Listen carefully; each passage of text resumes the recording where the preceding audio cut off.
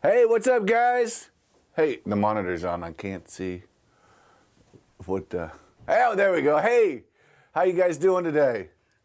What's up, Ray? What's up, Mike? What's up, Matt? Hey, I'm gonna start off with a couple jokes today. Is that okay? My producer's saying no, but I'm gonna do it anyway. Just kidding. Just kidding. So, two muffins are sitting in the oven. One muffin looks to the other muffin and says, "Hey, is it just me or is it getting warm in here?" And the other muffin says, "Ah, a talking muffin." That's funny. I know it's funny. Hey, where do Volkswagens go when they get old? The old Volkshome. Hey, how much does a Mustang cost? The car, let's clarify, the car, Mustang. More than you can afford. That's hilarious. See? I could just stand here and do jokes for like 3 minutes and be done. It could be like a 3-minute show. I like that one. You like that one? Yeah.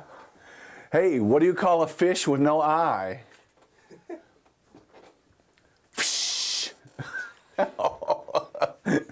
Okay, one more, I promise. What do you call a deer with no eye? With one eye. What do you call a deer with one eye? No, scratch. What do you call a deer with no eye? I have no idea. Hey, I kind of like this leaning up against the wall here. Makes me look contemporary. Ethan's gonna ban me from the building one day. He's gonna feel like studio closes at 3. Sorry, buddy. From 3 to 5, we're closed for lunch. So anyway, so how's everybody doing out there, man? It's been a great, fun week. Not too bad in temperature, man. I feel sorry for you guys having to get out and about tomorrow with all this snow coming. I know this is gonna show Sundays, but I'm taping on Friday, so I have to talk in the past tense about the future, present tense, if that makes any sense. I don't know. So anyway, so yeah, it's supposed to be snow like crazy, but I'll be at home with my feet up, watching my Cowboys smoke the Rams on their way to the NFC Championship. Hopefully. But anyway, hey, today we want to talk about moments. I've been thinking all week about what can we talk about on the show. We've talked about everything and anything. But today I want to talk about moments. Moments in your life. How fleeting a moment can be. And it can be just a mere second. It can be a minute. It could be an hour. It could be a day. It's just how do moments affect our lives? Because even the bad moments in our life can shape who we are, as well as the good moments, And just because you have a bad moment in life doesn't define who you are. It just defines how you were in that moment. And I just think sometimes, we don't give people the benefit of the doubts when we hear that they've had a bad moment. It's like, coming along somebody who's grumpy or having a bad moment, And then, it's like you always hear, "Oh, don't be grumpy again," But it just seems like we tend to define each other by the moments that we see in their lives, and that's just a moment, I've had lots of moments in my life. I've had good moments, I've had bad moments, I've had fun moments, sad moments. I had a great moment last night. I had a great night last night. Yesterday was our 10-year anniversary. That's right. She's with me for 10 years. I asked her what the secret was. She said earplugs, but that's okay. It's all good. As long as she laughs at my jokes, that's all I care about. I always can fall back on Ethan. Ethan will laugh at my jokes, right? Sweet, thank you. Anyway, so yeah, we went out to the bread company, had a great dinner last night. Oh, can I say bread company on the radio? On the TV? You can't advertise. I can't advertise. You can say the bread company. We went to the bread company. It was You're nice. say, like, we went to the we went to So anyway, yeah, so it was fantastic. Just a great night out, fun. Got to enjoy each other, like we always do. But it's just nice to think that over the moments of the last 10 years, I tried to reflect on all the different moments that my wife and I have had, the good times or bad times and happy times and fun times, and that that all adds up to define who our marriage is, you know, and it's just wonderful. It's just neat. Sometimes we just get fixated on one moment in our life and say, well, that's the ending point of our life, is that one moment. You know, we can't recover from a moment, and that's just ridiculous. You know, that's just craziness. There were many people in the Bible who had bad moments, who had bad circumstances, who had things just pile up on them and pile up on them and pile up on them. And along came Jesus and says, you know what? In one moment, I can erase all that. And he did over and over and over again. Leprosy, blindness, illness, death, sickness. I mean, death is probably the worst moment you can experience. Done, over. But God said, I can even make that moment better. And it's just awesome to know that we can live with each other in community and realize that when somebody's going through a moment and having a bad moment, we have the power to make that moment better for them just by communicating, by being in community with people. It's just awesome. It's just neat. I feel very contemporary leaning against this wall. I feel very like I should be like in a J. Crew commercial ad where they're standing against the wall with their hand in their pocket, slick hair. I don't have the hair for it, but if it's style, I know nothing. I don't know nothing either about style. Obviously, you can tell I got frizzy hair. My hair is usually not like this, but I wore a hat today. I wore a hat thinking I'll be lazy this morning. I'll wear a hat, and then I'm halfway through the day. I'm like, oh, crud! I got to tape a TV show today. And so anyway, but that's not what it's about. It's not really what it's about. I just like hanging out with you guys. So anyway, so yeah, just take some time this week and think back over the many moments of your life and see how they've affected you. Because even the moments that are meant to be stumbling blocks in our lives can be moments that can define us, that can help, you know, define this journey that we're on. We're all on this journey together, and it's just fantastic. And I have to have the light go. So anyway, so I'm glad you guys are having a good week. Life is grand. Life is fun. I'll get to see my grandkids next week. I'm excited about that. I'm going to try to see if I can get permission. I'm going to see if I can bring them on next week and just have them do a cameo. Have them come in and you guys can get to. I can't bring them in. Oh, We're good, yeah. Oh, well, I was about to take my business down the street. No, just kidding. Oh, I'm a hot mess. Anyway, so hope you guys have a great weekend. Like I said, hope you guys didn't have too much of a mess with the snow. Like I said earlier, I'm going to be in the house all day, taking down the tree, hanging out with my girl, ordering Domino's and hollering at them when they're 4 hours late. No, just kidding. I wouldn't do that. Yeah, maybe. No, I wouldn't. But anyway, so hey, Drew, I see you're out there. Hey, happy anniversary to you too. Shout out here from Hillside, right? Man, why can I never remember? I should just go back to East to West, because I can never remember Hillside. Always East to West, shout out. Hey, happy anniversary to you and Ashley, Drew. Today we're talking about moments.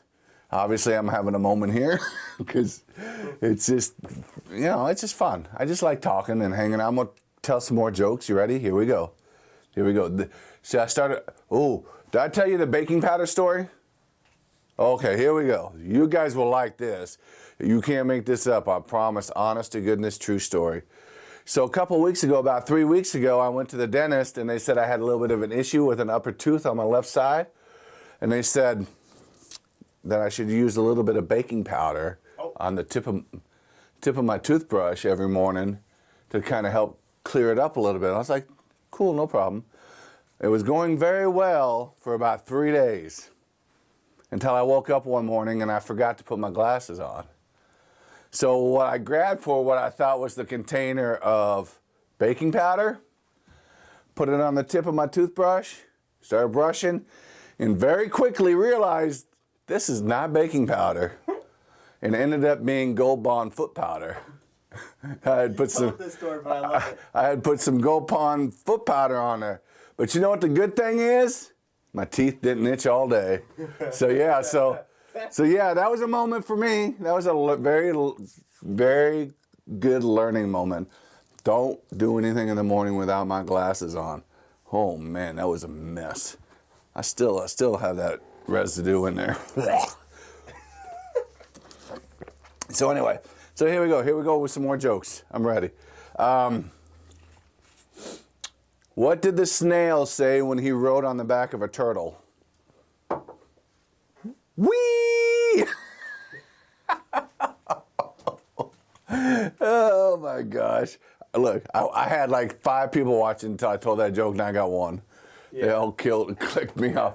How long have we been taping? How long has that been? A couple hours? We are at 10 minutes. Oh my gosh, I still got 20 minutes to go. All right. Just talk about something real life experience. Here we go. Oh, real life experiences. Hey, there we go. Talk about real moments, right? Yeah. Hey, yeah, I can share a couple. I can be a little vulnerable, I guess. I remember one time when I was a wee little kid, and I, we didn't get to go out much. We didn't get to go do much. Didn't have a lot of money back then when I was a kid, and I just remember one time the neighbors next door to me were going on a picnic. And I just remember sitting outside on the porch thinking, man, I wish I could go with them. They drove off, and 5 minutes later, I'm kidding you, they came back and got me. I don't know why they turned around and come back and got me. I couldn't tell you what they looked like. I couldn't tell you where we went. I couldn't tell you what we ate. But just that moment and that feeling of being wanted and that joy of feeling, like I was part of something was really cool. Now on the flip side, I remember a few years later I had joined the Little League team, and I was excited, man. I was so excited, but we didn't have a car to get to the practices. So I sat on the porch, and I waited, and I waited, and I waited, and the coach never showed up to come get me. Just never came to get me. It was just, I found out later that it was just a glitch, that somehow my name was left off the list and he didn't know he was supposed to come get me. But I tell you, that moment wounded me for many, many years. It set in this feeling that I wasn't wanted, I wasn't good enough, I wasn't accepted.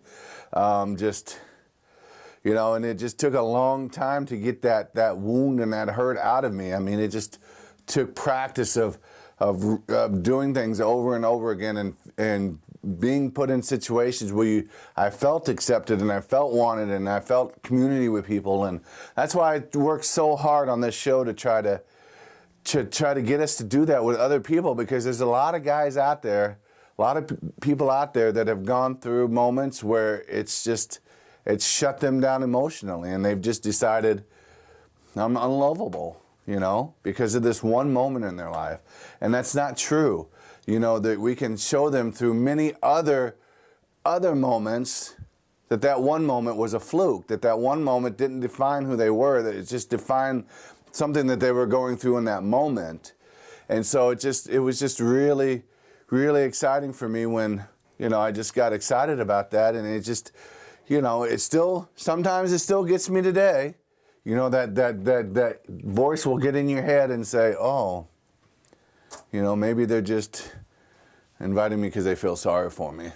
But that's not the case at all. Like this next weekend, I'm excited. You guys are going to have to pray for me. You're going to have to keep me in your thoughts this Friday, Ethan, because I'm going on my very first ever man camping weekend. I don't camp. I like hanging out, but I don't camp. If it ain't got a mattress under it, I ain't doing it. But I'm taking a step out, and I'm gonna do it. And I told him on 2 conditions: no banjo music, and somebody else has got to cook because I'm not a good cooker. So anyway, so I'm taking a step out because I want to feel that communion. I think we just spend so much time trying to pull ourselves away from each other that it's just going to be fun just to be out in nature, going to Starved Rock. I heard the Eagles up there, beautiful. I'm a big Eagles fan. Whoa, wait a minute. the flying Eagles, not the Philadelphia Eagles. Let's get this disclaimer down now, because there'll be a lot of my fans on me going, did you just say you're an Eagles fan? No, diehard Cowboys fan. I'm a friend of the flying Eagles.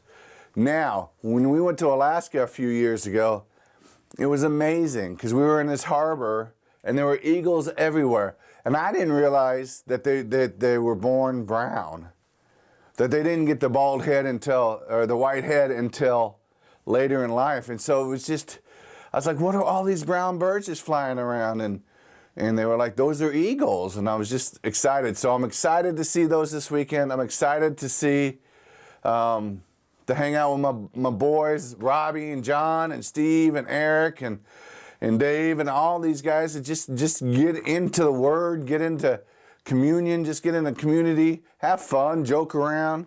I'm going to tell them all my jokes. I might be out on the back porch by 9 o'clock Friday sleeping, but that's okay. You know what? I'm still not, I know I'm funny.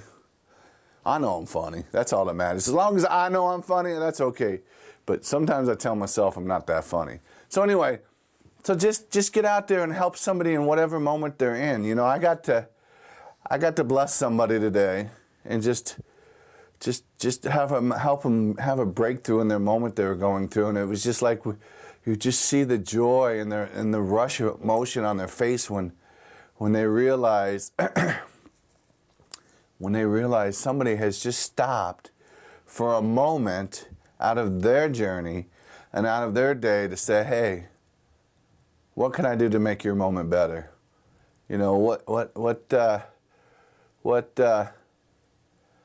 can I do? And then when the answer comes and we can work through that answer together, and that just that rush, and to see the moment go from darkness to light, and just it's exciting. It's exciting for me. I hope it's exciting for you guys out there in your family, in your relationships, when you guys can come together and work on something and make a moment better than it was, you know, because we can always do that. That's what the wonder of a minute is every minute your life could be changed, you know. And when I went through cancer, I had to cling on to every moment. Every day I went to bed was a victory for me. Every day I woke up was a victory for me. You know, it was like I had to take each moment by moment by moment by moment by moment by moment. You know, we spend a lot of time during the day wondering what we're going to do when we get off of work, when we get home, what we're going to do this weekend, what we're going to do on vacation, what we're going to do over the summer. But I'm telling you, when you have to put the brakes on life for a little bit, and you have to focus solely on trying to get through each moment, you know, that's a life changer. That's a moment where it just says, okay, what is this journey really all about? And you got to find strength, and you got to draw on strength from other people. And, you know, I had people take time out of their lives to spend a moment with me, you know, and to give me strength and to give me encouragement. And, you know, and so I just try to spend the rest of my life just trying to repay that and pay that forward, because that's, you know, could you imagine what this community would be like if we could all walk up to each other and say, man, I love you no matter what, you know? What can I do for you today? How can we help each other out through this day? You know, instead of walking by these guys and going, it's their fault, you know? Or looking at somebody and not even knowing why they're in the moment they're in, and just being like, I don't have time for that. Why are you bothering me? Or the worst, we take it personal. When somebody's having a bad moment, we take it personal, and then we're like, that's automatic shutdown. We're like, I'm not helping you out. But instead of trying to understand, hey, what's going on here? You know, what are you struggling with? You know, it's just crazy, you know. And like I said, when you get to have some breakthrough in somebody's moment, and you get to have that opportunity to see that their attitude or their thinking about that situation change, and the light comes on in their eyes, and they get happy and they get excited, and you know, it's amazing. It's amazing. I'm telling you, I feel it. I've experienced it. I know you guys out there have. And if you haven't, try it. Try it. Just try to go up to somebody who you think might need a little encouragement and just say, hey, you know, I just want to encourage you. I'm glad you're here, you know. Anything you'd like to talk about, you know, anything I can do for you, you know, and I think I just broke the mic clip. No, the clip came off, but it's okay. I put it in my pocket. We're good. We're good. I'm a self-sufficient co-host over here. I think it's still on. Oh, let me see. Yeah, it's still on. Good. Hey. So anyway, hey, what's up, Amy? How you doing? Hey, Bridget, how you doing? So anyway, yeah, just, you know, that's what Jesus did. Jesus, when he walked on this earth, he didn't just walk to walk. He looked for moments in people's lives where he could come in, make it better, and then encourage them, and then send them on their way, you know. And it's just great to see that, you know, and to see the ultimate. You know, what I would like to know is the stories after the moments, like the Samaritan woman at the well. You know, I like to know how her testimony and her experience with Jesus changed the village that she was in, or the lepers that he healed, I'll tell you a story in the Bible, and this is a great, fantastic story of people taking time out of their lives to take a moment to help a guy get to his moment of healing in his life. Four guys, Jesus is speaking in a village. I can't remember the name of the village right now, but he was speaking in a village, and there were so many people around this hut, this house that he was in, that you couldn't get in. You couldn't get in the windows, you couldn't get in the doors, but these guys had a buddy who was paralyzed, couldn't walk, couldn't move. They put him on a carpet, picked him up, carried him. I don't even know how far they carried this guy, but they drug him. Carried him through the desert. I'm sure it was the desert. Hot. Sweating to death. Probably parched. But you know what? They were taking moments out of their moments to make sure that this guy got to Jesus. And when they got there, they didn't just throw him down and say, well, you know, the rest is on you. You know, we can't get in. We tried. We can't get in. You know what they did? They climbed up on the roof, cut a hole in the roof. Can you imagine all these people just wondering what in the world is going on? But what I love about this story, and what I picture in my mind's eye, is Jesus knew what was happening. Jesus knew what was coming next. He knows everything. He's God. He knew what was coming next. And he didn't miss a beat, I bet. He just kept on talking. He just kept on preaching. And then all of a sudden, as he's talking, can you imagine the people in the room? Here's this guy being lowered down on his mat by these four guys. I don't even know how they did it. Modern technology back then. They didn't have a crane. They didn't have ropes like we had. But he lowered him right in front of Jesus. And you know what Jesus said? Here's the powerful point of that story. Jesus said, the faith of your friends has made you well. You know what I mean?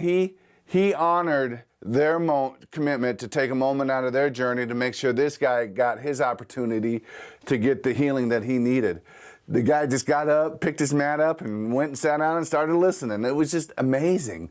It's just amazing how rewarding and how refreshing it is when we can take time out of our busy days and our busy moments and say, you know what, for right now, for this moment, I'm going to focus on you. I'm going to focus on trying to help you have a better moment today. Even if it's 1 moment or 2 moments or 3 moments, to have somebody to allow somebody to look back at the end of the day and say, you know what, even for that moment, I felt accepted. I felt like I was lovable. I felt like I wasn't full of shame and full of hurt and full of anger. You know, somebody actually took time to sit with me for a moment and allow me and let me to know that, you know, I'm much more than what this world tries to define that I am, that they try to heap on me. You know, all these labels that we try to put on each other. We are way much more than that. And it's just neat when people get to see that and experience that. And, you know, it's a beautiful thing, people. It's a beautiful thing. And it makes us feel good, makes them feel good. It just brightens the whole day. You know, another analogy that I used on the radio on Monday that I'm going to share with you guys that I just really think it's cool. I'm a huge Lion King fan. Love the Lion King. Everything about it. I'm excited about the new movie coming out. But what is really cool for me is there was a moment when Simba lost confidence in himself, was run out of pride, a pride rock, just run out, you know. That one moment defined him. He actually allowed that one moment to define him as being unworthy to be king, unworthy to go home, unworthy to be loved, unworthy for this and that and the other. Until he met Pumbaa and Timon. And then, you know, they took moments out of their life, you know, as Simba grew up, to help him to realize, you know, he was much more than that one moment so long ago. And then the monkey came. And the monkey told him again who he was, reassured him, convinced him to come back and to take his rightful place on top of the rock as the you know, the Lion King. And it was just crazy because he went back, and Scar still tried to keep him in that moment so many years ago. And Simba had a choice. He could have said, you know what, you're right, that is me. Or he could say, you know what, that didn't define me. I'm not that. And he chose that. And what happened is he took his rightful place. The enemy was defeated. And when he stood at the top of Pride Rock, it was like raining and fire. But when he stood there and he roared and he took ownership of who he was, because of all the encouragement and things that had happened in between the bad moment and the good moment, it's like Pride Rock just completely transformed. It was like green, sun came out, blue skies. And it's just a great symbol that I want to end with, that when we help each other and we bless somebody else and we help them get to a greater place in life, it really does affect everything around us. It does.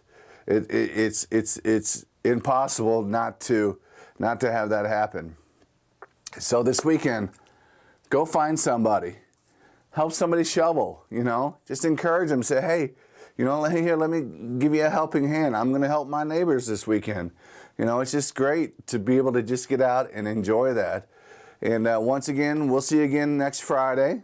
Hopefully it won't be, well, actually, no, I won't be taping here next Friday. I'll be in God's country. But anyway, I'll see you in 2 weeks. Take it easy, guys. We love you here. Thanks for watching here on Facebook Live. Have a great night, guys. See ya.